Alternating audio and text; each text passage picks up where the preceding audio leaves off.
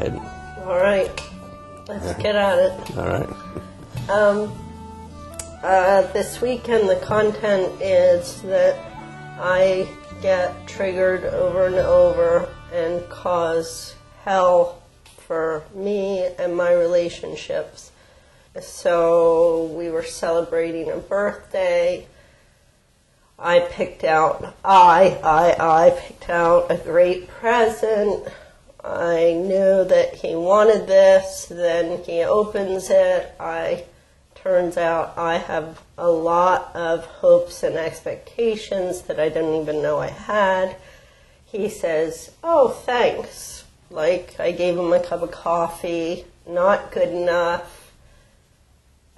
Disappointed internally. Sad, then fearful of, how can we ever connect like it goes global immediately? I mean, we are talking a birthday present, which then goes global to he doesn't express affection and gratitude, to how will we ever make it, to I am incapable of love. And here that place of, what is love? Like, I said I was putting this birthday together to celebrate his birth, his preciousness, and by the end of the night, I've got disappointment, anger, and fear.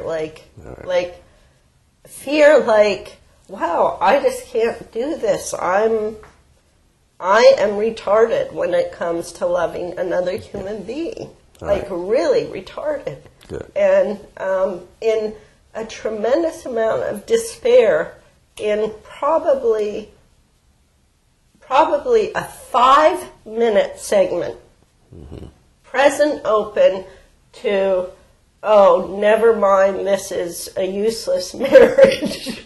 Yeah. And I know this sounds extreme, but I'm hoping that perhaps people experience something along this line in their relationships where the globalized thinking of hell shows up in moments. Peter will now introduce Martha to the first step. He will point out that what we normally think of as love is really a form of self-love. The ego gives, not because it loves others, but because it wants others to love it.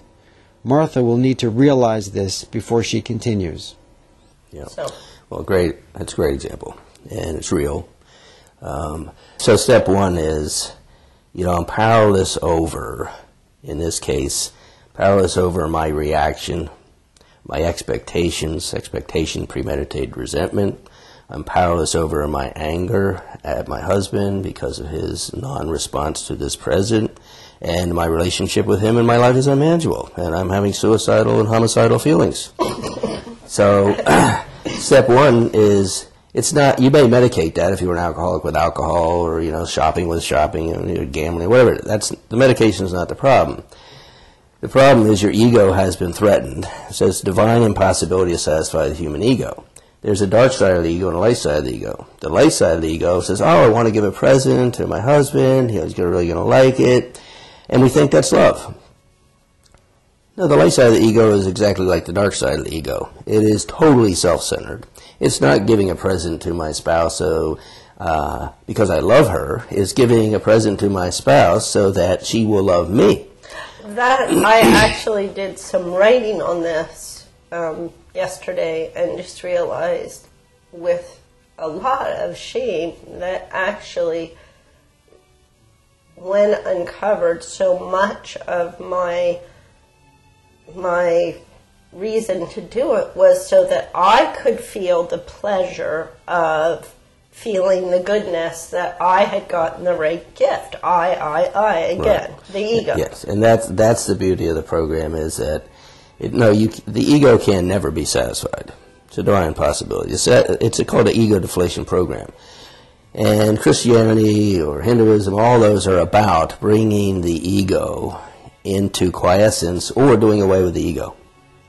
making it passive so that God's will can become active. So that's a process we're in. So step one, I'm powerless over my selfishness and self-centeredness. It has been triggered, and it's making my relationship with my husband, even around this president, impossible. Well, I'd say in the program is saying, when I'm disturbed, I'm the problem. The ego likes to say, if I'm disturbed, they're the problem. He didn't react appropriately to the president. The smoke detector detects smoke. That says there's a problem. So if the smoke detector goes off, then I feel anything. Any contraction against, it might be experienced as anger, it might be experienced as fear, resentment.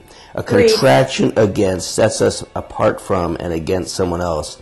It looks like an ego will tell you that the problem is caused by that person. Mm-hmm.